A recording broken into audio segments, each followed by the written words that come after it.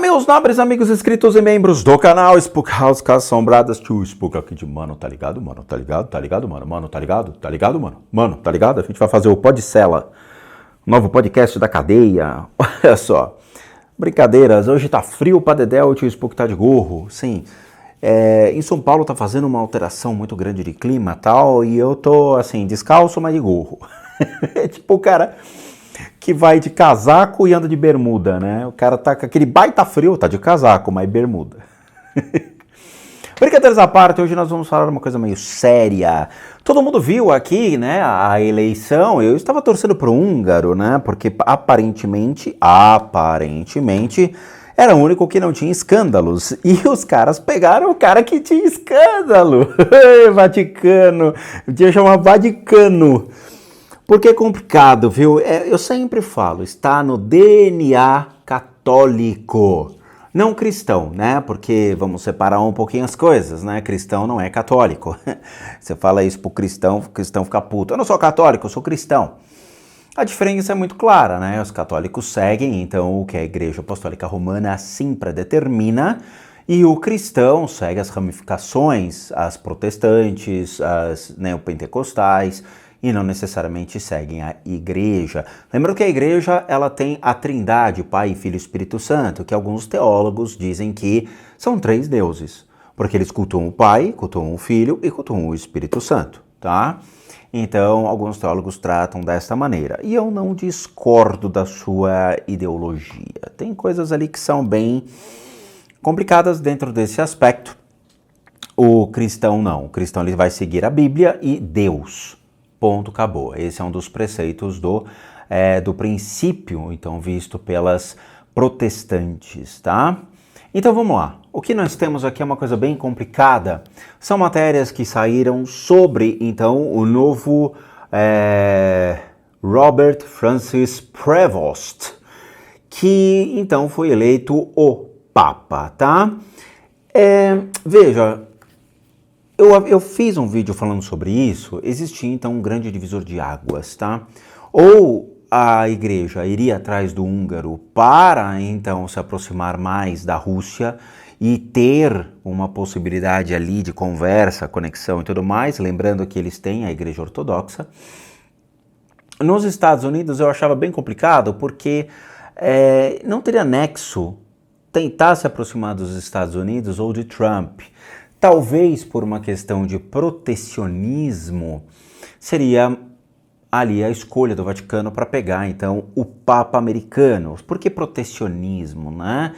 Para garantir ali os alicerces cristãos e ficar de olho nas coisas, então, que o Trump estaria fazendo. Quem sabe, com o americano aqui, eles conseguissem, então, apaziguar os ânimos do Trump para algumas situações. Mas eu duvido. E aí saíram algumas coisas bem complicadas, e é por isso que eu falo que certas coisas estão do DNA do católico. Acusações e falas antigas se tornam as primeiras sombras do Leão XIV, tá? Ele se envolveu ali com relação a alguns escândalos de abusos sexuais no Peru, mas não relacionado a ele, mas relacionado a outras figuras que estavam, então, sendo submetidas ao Vaticano pelo próprio Papa Francisco, tá? Que foi lá e ele sabia dessas denúncias. O Vaticano tem milhões e milhões e milhões de denúncias ao longo da história. Algumas, infelizmente, a ONU passou pano, disse que, queria apagar, então, essas manchas causadas pelo Vaticano, se o Vaticano, então, tomasse certas providências. Eles passaram a utilizar, então, os serviços de psicólogos ligados ao Vaticano para poder trabalhar essas crianças que foram abusadas sexualmente, mas não puniram esses caras. Não puniram. Engraçado porque toda a igreja, desde os primeiros papas de 1200 até hoje, sempre foram muito mãos de ferro com relação a algumas coisas. Se você pega toda a história dos papas, como eu trouxe para cá, os caras guilhotinavam, matavam, queimavam. Ah, você é meu inimigo? Manda matar. Então eu acho que é engraçado, né? Tem que ver como é que funciona a jurisprudência do Vaticano, porque nos Estados Unidos o crime desse tipo é condenado ou a pena de morte, ou cadeira elétrica, ou vai direto para perpétua. Mas não, o Vaticano só, não faz mais isso, tá bom? Por favor, não faz mais isso. A criança vai crescer traumatizada, mas ó, fica quieto, ninguém precisa saber. O Francisco foi atrás disso e ele realmente colheu muitas dessas denúncias e ele não sabia o que fazer. E veja, é complicado porque um desses cardeais que teve a denúncia então encoberta estava lá no enterro do Papa Francisco. E eu aposto que os pensamentos eram: e agora, amigão? Né? Mas vamos lá. Então, aqui, os escândalos de abuso sexual cometidos por religiosos já pairam sobre Leão XIV. Duas organizações não governamentais da defesa de vítimas acusam o recém-eleito de omissão em casos ocorridos no Peru. Ele não é americano, né? Eu não sei se ele nasceu nos Estados Unidos e ele foi para o Peru, ele é peruano e foi para os Estados Unidos, tá? Mas vamos lá, as alegações foram feitas no mesmo dia em que começaram a circular trechos de antigas mensagens do bispo condenando as uniões homoafetivas. Bom, nós temos uma ONG chamada SNAP, que está ligado então a essa questão de sobreviventes de abusos sexuais por sacerdotes. E eles divulgaram uma carta com 20 páginas endereçadas ao cardeal Pietro Parolin, que era o secretário de Estado do Vaticano, que detalha casos de vítimas que ficaram sem respostas da diocese de Prevost. E o documento diz que em 5 de abril de 2022, 3 mulheres procuraram então o bispo para denunciar o eleito, o padre Eleutério Vasques Gonçalves, que teria abusado delas em 2007, sendo elas menores de idade.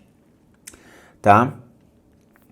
O Bishop Accountability, que mantém uma biblioteca pública de documentos sobre abusos cometidos por membros do clero, também acusa Papa Leão XIV de omissão. A ONG destacou que em janeiro de 2023, o bispo, prestes a se tornar cardeal, substituiu o canadense Mark Ullett, que a gente falou também no vídeo passado. Casos denunciados foram encobertos. Ele manteve o segredo dos processos e, sob a supervisão, nenhum bispo cúmplice foi despojado do seu título. E o jornalista investigativo peruano garante que as alegações não procedem, são absolutamente falsas. Prevost sempre se colocou no lugar das vítimas, disse o site Religion Digital. Para ele, a suposta omissão do Papa, no caso dos abusos sexuais, teria sido armada por ex-integrantes do Sodalício de Vida Cristã, essa congregação ultraconservadora de leigos e sacerdotes de origem peruana, que foi investigada sobre o bispado do agora Papa durante 7 anos. 4 dos seus líderes cometeram crimes contra 19 menores e 10 adultos entre 1975 e 2002. E ao receber o resultado do levantamento, o Papa Francisco determinou a dissolução do Sodalício. Então o Francisco já estava envolvido tentando entender e apaziguar o escândalo, mas não adianta. Outra polêmica levantada horas após a eleição do dito Papa Leão foram declarações de 2012 do então bispo Robert Prevost em um sínodo condenando o que ele chamou de estilo de vida homossexual. Discursando aos colegas, agora o Papa disse que a mídia da massa ocidental é extraordinariamente eficaz em promover no público uma enorme simpatia por crenças e práticas que são em desacordo com o Evangelho. Por exemplo, aborto, estilo de vida homossexual, eutanásia. Então veja, a igreja, no caso o Vaticano, eles ainda vivem na Idade Média. Hoje, nós temos uma evolução das sociedades, mas o Vaticano ancora os princípios. Então os papas, padres e qualquer religioso, bispo, cardeal, eles podem ser pedófilos. Imagina, eles só encobrem, eles não condenam, né? Eles rezam por isso. Agora, se você quer frequentar o Vaticano sendo homossexual, você não pode. Por quê? Porque eles acham que é crime. Pedofilia não é crime. Homofobia, né? A prática que eles fazem de homofobia pode, tá liberado. Por quê? Porque está no Evangelho. Agora, o que é engraçado, e de novo eu já falei sobre essa passagem bíblica, é sobre o estupro de Sara, que está na Bíblia. Eu já falei várias e várias vezes sobre isso. Uma menor de idade que foi violentada, ela não poderia ter filhos, e aí a concubina dela, que seria uma espécie de uma que cuidava dela, foi vítima de estupro, teve filhos. teve 2, 3 filhos ali. Depois Sara cresce e tem filhos. Por quê? Porque menor, obviamente, não tem como, não está ainda fértil. E está na Bíblia. Então veja, a gente tem uma manipulação dos textos para aquilo que eles querem e não pela verdade. A verdade é uma única, vista então por hermenêutica, por exegese, por realmente a história que traz sobre a Bíblia. E não a manipulação daqueles que controlaram a Bíblia até acontecer a cisão observada então pelos protestantes. Por quê? Porque os protestantes estavam de saco cheio da manipulação observada pela igreja, como eu já falei em vídeo. E tá aqui, quer dizer, todos esses fatos, eutanásia, a vida homossexual, aborto e tudo mais é condenável, mas pedofilia tá liberado e eu vou mostrar isso para vocês, tá? Então Prevost também culpou a mídia por promover simpatia para as escolhas de vida anticristãos. Pastores católicos que pregam contra a legalização do aborto ou a redefinição do casamento são retratados como ideologicamente motivados, severos e indiferentes. Além disso, então, o bispo reclamou que famílias alternativas compostas por parceiros do mesmo sexo e seus filhos adotivos são retratadas de forma tão benigna e simpática nos programas de televisão e cinema hoje em dia. E eu digo para ele, foda-se. É isso que as pessoas têm que falar para ele. Uma religião que caga a regra para vocês, exploram toda a história, porque desde a constituição da primeira Assembleia Apostólica Romana, eles exploraram as pessoas, tiraram todas as suas riquezas, tiraram suas terras, deixaram a população pobre, ainda tentam fazer isso com as pessoas, predeterminam o que eles querem, e ainda no Brasil, esse tipo de igreja acha que pode controlar até a política, falando para, então, os seus fiéis aquilo que eles devem fazer ou devem votar. Eles escolhem, ou as pessoas esqueceram, quando as pessoas filmavam, então, os padres falando para as pessoas votarem no Bolsonaro, ou votarem no Lula. E isso aconteceu nos dois. Hoje, claramente, a maioria dos padres e a maioria dos pastores, eles são mais bolsonaristas. Eles são, tá? Principalmente os radicais, como o Silas, né? Agora, vamos lá. Cardeal que participou de eleição do Papa diz que pedofilia não é crime. Tá aqui. Essa é a igreja. Cadê o Chris Takens, hein? Cadê o vídeo? Cadê o filme, hein? Cadê? Como diria o Nando Moura, aquela figurinha que é católico roxo da internet e que critica as outras religiões. Tá aqui, ó. O cardeal fala que pedofilia não é crime. O cardeal da igreja que o cara defende, sendo católico absolutamente roxo. Tá aqui, o arcebispo sul-africano, que foi um dos 115 cardeais que participaram então da eleição do novo Papa, que a gente fez aqui o comentário também, defendeu nesse sábado que a pedofilia seria uma doença psicológica. Não é uma condição criminal, imagina, causando indignação entre especialistas e vítimas de abusos sacerdotes da católica. Quer dizer, ele quer proteger os caras. Não, imagina, a pedofilia é só uma doença, né? Então assassino também, o cara vai lá e mata a família toda. Não, é uma doença, ele tem de vez em quando surtos de matar a família, né? É isso. Então veja, não é, tá? Não é. Veja, a gente tem uma linha muito tênue entre comportamentos desse tipo, de pedofilia, para comportamentos que possam ser analisados e diagnosticados dentro de uma área psiquiátrica ou dentro da psicanálise. A psicanálise, ela não vai abordar esse tipo de assunto, porque por mais que você estude sobre perversão, por mais que você estude sobre neurose, psicose, ou tente chegar perto, não é dentro da área da psicanálise que você vai predeterminar se isso realmente é ou não é. Aí você vai ter muito mais a criminologia com os estudos de psicologia, para poder predeterminar a conduta dessa pessoa como um viés realmente de uma enfermidade ou um crime. Dentro da criminologia, ele vai direto para o crime. Não tem como escapar disso. Ele vai direto por uma conduta criminal e vai ser levado para o julgamento dentro do direito penal. Não tem como predeterminar isso. Eu lembro que quando aquele canibal americano ele foi morto, né, a gente fez até o testemunho dele, um psiquiatra, se não me engano, ele queria, porque queria analisar o cérebro dele para ver se o Ed Gacy, né? Eu acho que era o nome dele, isso. Ele tinha uma anomalia cerebral. O juiz ficou meio que, tá bom, vai, analisa. Ele foi lá e fez a autópsia e descobriu que não existia absolutamente nada de anormal no cérebro do cara. Que o cérebro do cara era igual ao de todo mundo. Então veja, já começa a complicar, saindo dessa esfera de que tudo torna-se uma doença, para sim, a justiça olhar e falar, não, cara, é crime e acabou. Não vou abrir exceção. Não vou. Tá? Ali é uma pulsão que o cara tem, é um desejo monstruoso sexual, é uma deturpação sexual e que precisa ser controlada. Antigamente, o Pinel fazia lobotomia nesse tipo de pessoa, tá? Então, o Pinel, quando via uma pessoa desse tipo, ele fazia a lobotomia direto, pelo olho. Então, ele acertava diretamente o lóbulo frontal, que é onde existe, então, essa interpretação sexual. Ele está exatamente aqui, nossa compulsão, nosso desejo sexual, nossas vontades agem aqui, no lóbulo frontal.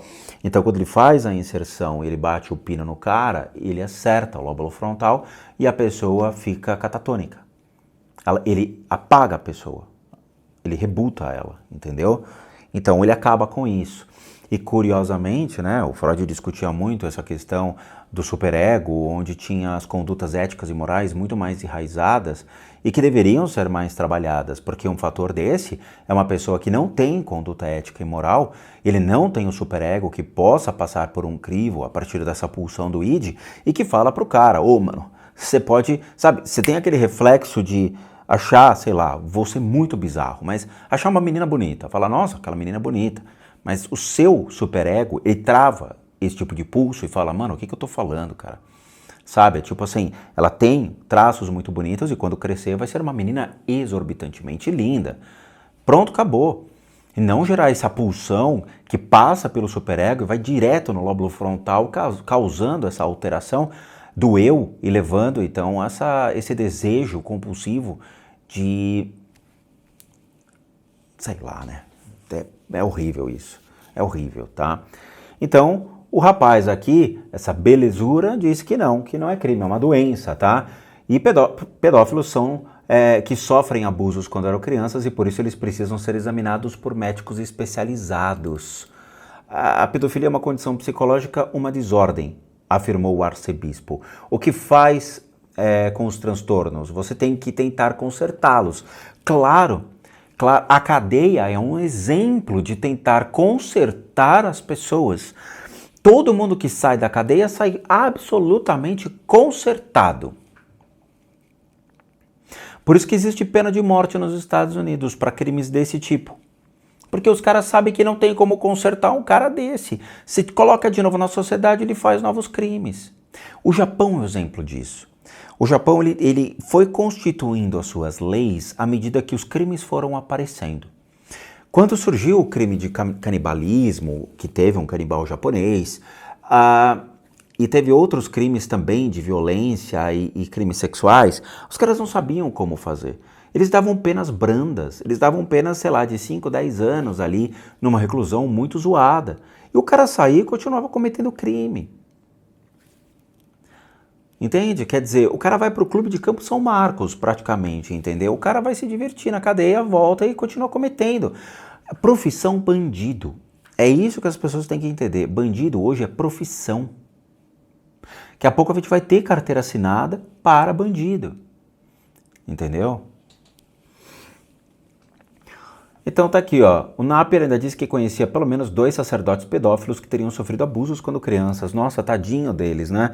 A igreja, ela fez milhões e milhões e milhões de vítimas. E ele só conhece 2. Se alguém normal escolher quebrar a lei, sabem que está quebrando a lei. Então eu acho que precisa ser punido, disse. Agora, não me diga que as pessoas que são os pedófilos são criminalmente responsáveis, como alguém que escolhe fazer algo assim. Eu não acho que você pode realmente tomar a decisão de dizer que a pessoa mereça ser punida. Ele mesmo foi afetado na infância. Isso é impossível. Veja, eu não posso falar de maneira nenhuma que uma pessoa que comete crime na infância, ele vai cometer ao longo da sua vida. Não vai. Se você pega estudos de Winnicott, Melanie Klein e mesmo a filha de Freud, Anne Freud, você vai ver que os comportamentos previsíveis são de perversidade junto às crianças. por causa da formação do superego e um entendimento sobre ética, conduta e moralidade da sociedade. O que predetermina toda a moralidade de uma sociedade são os seus códigos de ética predeterminados, o Código Civil, o Código Penal e a Constituição. Lá, então, tem o seu direito de ir e vir. E toda a formação da criança, observada pelos cuidados dos pais, pela sociedade, pela escola e pelo aprendizado de outros meios de comunicação, ele se dá exatamente pela necessidade inicial de formar o indivíduo. Não somente para estar apto à sociedade, mas dentro dos crivos da moralidade. Com o tempo, essa perversidade ela vai sendo arremessada de novo para o inconsciente da criança e ela vai sendo substituída ou esquecida. Ela pode ter certas condutas em momentos, por exemplo, quando ele está com um parceiro sexual, acho que muitas mulheres já devem ter visto isso, alguns homens eles se tornam um pouco mais agressivos, violentos, ou eles utilizam um estado mais animalesco dentro de um ato sexual. Isso já pode ser considerado uma certa perversidade no qual ele tem, e era observado isso como reflexo quando criança. Mas ele sabe que existem momentos em que essa perversidade pode ser apresentada de uma maneira que os parceiros entrem em comum acordo. Ok, mas ele não vai sair na rua cometendo atos desse tipo. Ele não, veja, perversidade não é uma psicose, ele tem uma noção da realidade. Só que os atos dele podem ser contestados junto ao ambiente em que ele se encontra. Se ele está num ambiente propício, a neurose dele, junto com alguns fatores de psicose ou perversidade, ela pode ser exposta, mas não necessariamente 24 horas. O pedófilo, ele age 24 horas desejando crianças, consumindo esse tipo de conteúdo na internet, propagando as suas intenções, até começar a agir. Na hora que ele começa a agir, ele não para. É um vício do cara. Então veja, você não vai tratar esse cara com medicamento, você vai tratar ele com jaula, porque pode ser o seu filho. Indignação. Os comentários, então, foram amplamente criticados por especialistas, vítima dos padres pedófilos e grupos de defesa de direitos de crianças. Pode ser que pedofilia seja uma doença, mas também é um crime, e os crimes são punidos. Os criminosos são responsabilizados pelo que fizeram e o que fazem. Não precisa ser inteligente para falar isso, entendeu? Os bispos e cardeais contribuíram muito para que esses predadores seguissem em frente, e ainda fazem. Tá? Veja, e aqui as neopentecostais são a mesma coisa, tá? Neopentecostal tá direto cheio disso, cheio de pastores desse tipo, tá? Ele chegou a acreditar que essa era uma condição que podia ser tratada. Muitos bispos simplesmente mudaram o lugar de atuação de seus sacerdotes e tentaram esconder o fato de que eles tinham cometido crimes. Só a Igreja Batista nos Estados Unidos responde por, assim, são centenas e centenas e centenas de crimes, tá? Só a Igreja Batista, para vocês terem uma ideia. E tem essa matéria aí, tá? Qualquer um pode procurar na internet. Agora, teve outra situação. O tal do Cipriani, que foi o cardeal peruano acusado de abuso sexual e que desafiou Francisco após a sua morte. Então veja, esse Cipriani foi o responsável, então, pelo Francisco ir lá e dar uma dura, ver o que está acontecendo, ter a sua represária, né, sobre essas situações. E no funeral, esse cara estava olhando pro Papa. E ficou um clima, né? As pessoas perceberam. Então tá aqui o cardeal peruano, que é esse tal de Cipriani, né?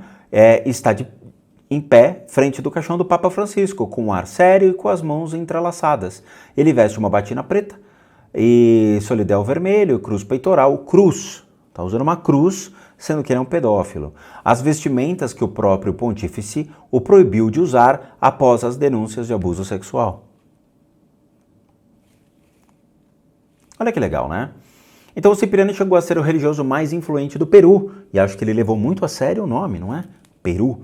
Arcebispo de Lima e primeiro purpurado do Opus Dei, ele é colocado no lado mais conservador do clero. Foi acusado de abusar de uma adolescente há 4 décadas, o que ele nega, claro, né? O Francisco forçou a se exilar no Peru, a não fazer declarações e a não usar hábitos ou símbolos cardinalícios. E também proibiu ele de participar do próprio conclave, o qual, né, ele estava lá no funeral. Ato enormemente provocador. Então o cardeal tem, no entanto, o acesso às reuniões convocadas após a morte do primeiro pontífice, tá? Cipriano e os cardeais que permitam que ele faça isso revitimizam a vítima denunciante, o que é imperdoável, de serem comunicado à rede de sobreviventes do Peru. É uma mensagem preocupante que afeta a confiança nos critérios da eleição do próximo pontífice. E as fotos foram publicadas na imprensa mostrando, então, a Basílica de São Pedro e o túmulo papal da Santa Maria Maior, tá? Sempre vestido com traje de cardeal. É um ato enormemente provocador.